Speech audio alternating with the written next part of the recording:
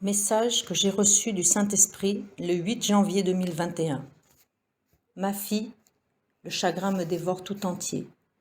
Cet affligeant spectacle sur une grande partie de la terre, et celle qui est la plus peuplée, ne peut plus continuer.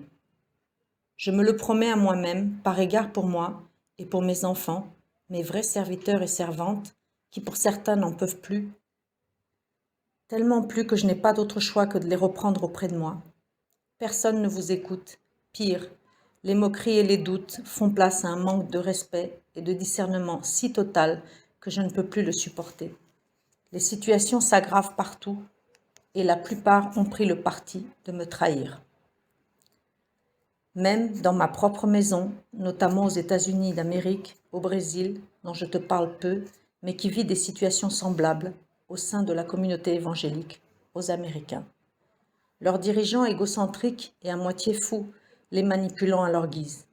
Ceux qui protestent ou élèvent la voix ne sont ni compris, ni écoutés et finissent par se taire. C'est ainsi qu'on traite la vérité et glorifie le mensonge, et celui qui ment, manipule, triche, vole, méprise mes lois et ceux qui cherchent à les appliquer. Il suffit.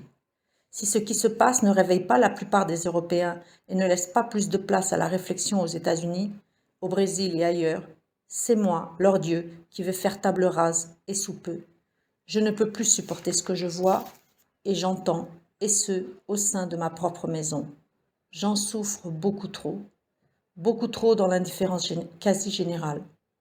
Je tais toi et quelques autres fils et filles fidèles, armés de courage et de mon Saint-Esprit, et c'est avec vous que je vais lancer ma guerre sainte cette année, la guerre de la vérité, le combat d'Armageddon. C'est le dernier combat avant l'enlèvement, le combat du bien contre le mal, qui ronge la planète aujourd'hui et s'est infiltré dans les cœurs plus ou moins sciemment.